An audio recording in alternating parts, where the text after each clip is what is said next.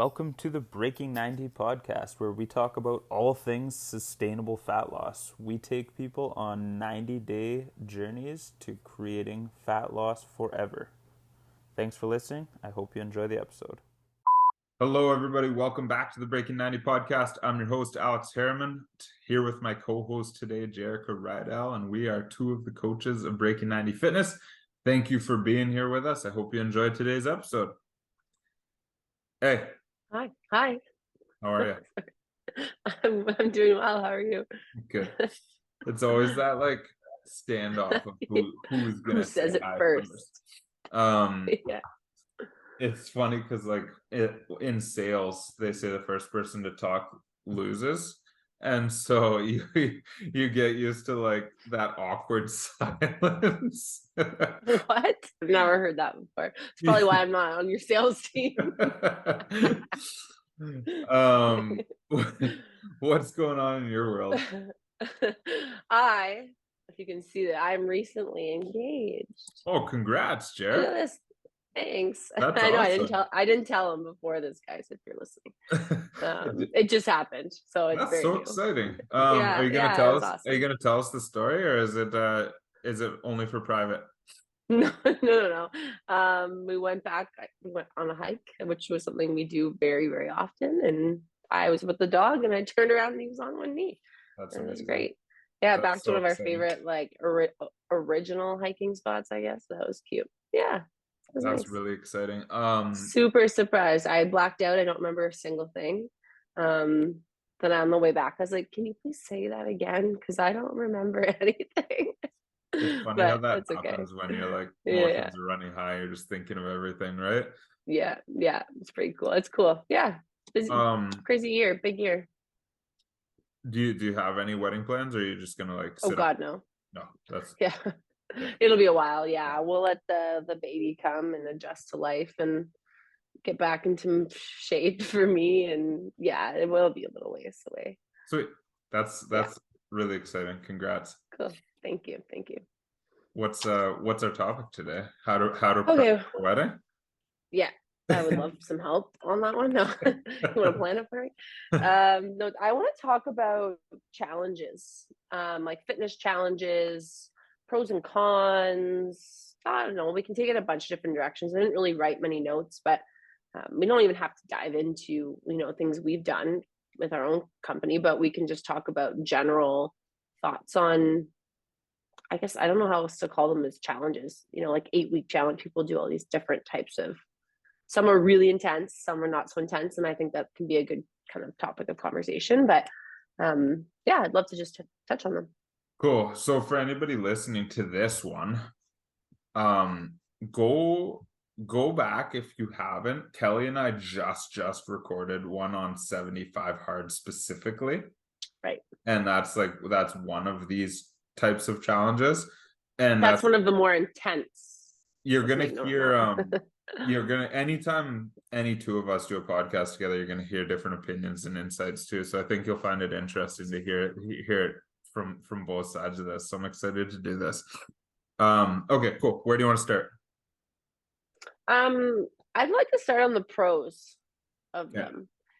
And I know I'm grouping them into, there's so many types, and I mean fitness and nutrition, and I mean combined there's so many types, but I don't even think we have to necessarily pinpoint, but I just think that there's quite a few pros to doing one and why we think they're beneficial. Okay, I want to preface that and just say like not all challenges are equal. There's some really shit ones out there. And I think we can kind of make some notes on how to maybe know if it's for you or not. Yeah. Okay. So the pros of a challenge. For me, I like people taking advantage of motivation, and we just talked about motivation recently, and I think if you're motivated, you should take advantage of motivation. There's tons of different side notes here. Like you have to build in sustainability and an exit plan from the challenge and that kind of thing. But just purely from a pro standpoint, I think if you're motivated, take advantage of that motivation.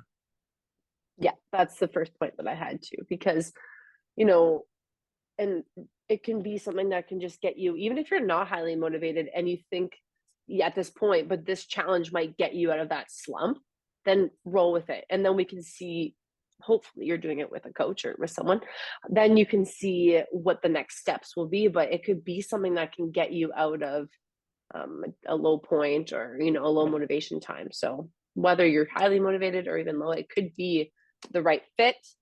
It's There's going to be a lot of, we don't have to keep saying, side note, you know, some are, some aren't, but it could be Well, the right fit for you at that time. so there's two kinds of challenges. There's a sustainable challenge, or there's an unsustainable challenge. And Well, yeah, I like that.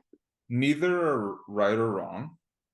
We will often do a 10-day challenge with Breaking 90 Fitness that's sustainable. Like, it's not going to turn your world upside down. You could implement it with whatever you're doing, and you'll be able to take some habits, tips, and tricks and walk away from it without your whole life changing. That's what I consider a sustainable challenge, where you can walk in and out without it being like a huge drastic change to what you're doing. Unsustainable is like there's going to be some strict guidelines, and it's going to require some hard work, some prep, and it's going to change your life a bit. And then on the flip side, it's not something that you're like, yeah, I could do this for the rest of my life. For sure, I could do this for the rest of my life. So those to me, if we just categorize them broadly, would be how every challenge fits. Agreed? Love it. Yes, definitely. And that's actually a really cool way to put it. And then I would further look at the not sustainable heading, broken down into not sustainable, but has a nice exit plan and teaches me how to Totally. return back to life. Yeah. And not sustainable has no exit plan. And I just am so confused when this challenge is over. So I think that's kind of where I guess the con could roll in, because if you don't know where you're heading after this challenge ends, and it was so unrealistic and unsustainable, and now you think, or maybe you were told, or you think that this is how your life should be, and it's not realistic, then this is where the challenge may not have been for you. But if there's some type of exit plan, and you know, you went in there knowing this is going to be hard, I'm going to have to make some sacrifices, but I know that I will learn how to morph back into reality, Well, then hey, that's kind of cool.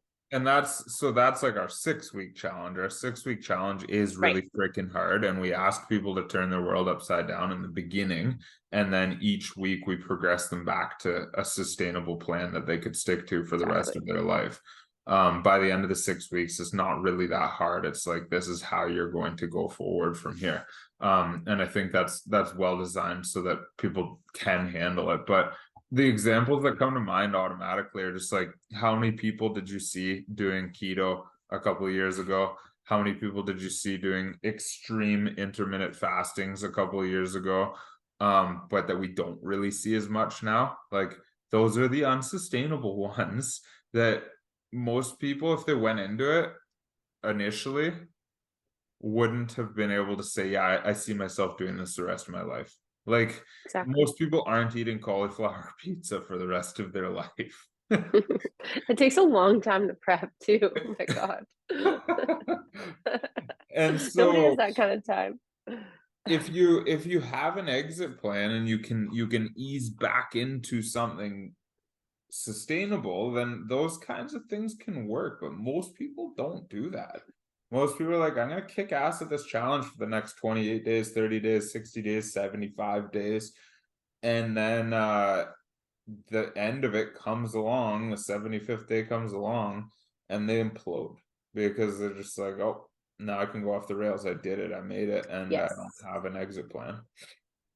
And I think that this topic too ties a lot back to another topic we recorded on motivation, because if you don't really know what motivates you or how you're motivated, then choosing a challenge or choosing to do one of these challenges could be a waste of your money and a waste of your time, right? If there's a challenge that you sign up for, some random thing online, and you don't know who, you don't have it like someone checking in with you, but you know you're someone who needs accountability, There's no, maybe you need extrinsic motivation. So maybe you need to know there's a prize at the end that you're trying to strive for.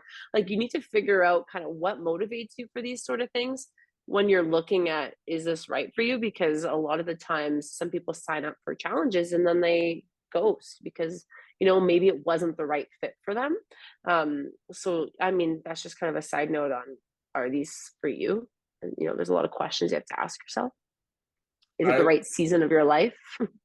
I could almost guarantee also that, like, what if we go back to 75 hard, like what do you think somebody could lose weight wise if we just talk about weight loss in a 75-day challenge, if they just went all out 100%, gave it their all, like, I don't know, 30 pounds In maybe, two and a depending half on the person. months? Yeah, because some people I've seen, some really extreme numbers for sure. Totally. It depends on the size you are going into it and everything too. Yes. Obviously, Jerrika's Yes. not losing 30 pounds in that amount of time, but if it's like if you have it to lose, and so I can almost guarantee that same person in 75 days, if they learned how to lose 10 pounds, would take more away from that challenge, because they're going to have to do it in a slower manner and implement it into normal life, because we as humans work well with restriction. And so when we're like 75 hard, as an example, again, doesn't need to be that one, but it could be keto or any of them. You have hard set rules. You can't drink alcohol. You have to stick to your diet. There's no cheat days. You have to work out twice a day. And it's like, okay, I know my rules, and I'm off. And I can do that because I know there's an end line. And the problem is, you stick to it, the end comes, and you didn't learn what normal life could look like with some of this stuff, it becomes overwhelming and impossible. And you're like, screw that, I can't live like that anymore. Mm-hmm. On the flip side, if that same person took 75 days to learn how to lose 10 pounds, they would be forced to fit those actions into nights out, social events, normal life stressors, not working out every single day. They need to learn how to navigate all that in between that doesn't come with really hard set rules. I guarantee that person learns more in 75 days. Yeah, that's why I have a really hard time with really non-sustainable challenges if there's no exit plan, because like you have to ask yourself, what will I get from this? Okay, well, maybe I will get discipline more instilled into my life if I stuck to the rules, but who's telling me I have to stick to the rules? Like it's just me. There's no accountability. There's no, so it's just, I always go back to that question, like, what am I going to get from this? Well, am I going to learn, like you said, in 75 days or whatever number, will I learn how to lose 10 pounds? Because if that's the case, then awesome. Then you'll learn actually what's happening in your body, what's realistic, how I can incorporate these family events into my life versus am I just learning how to be super disciplined for 75 days and then it's over. Like it's the grand scheme of things for me that I struggle with for a lot of these. Yep, I agree with everything you're saying. So overall though, I think challenges can be useful for people. Like I'm not telling you guys don't do them. Mm-hmm. Just ask yourself at the beginning, is this a sustainable challenge? Meaning that could I do this for the rest of my life? Or is this an unsustainable challenge? Meaning I know I can't do it for the rest of my life. Meaning I will create an exit plan. Right. Or it should already have an exit plan, ideally.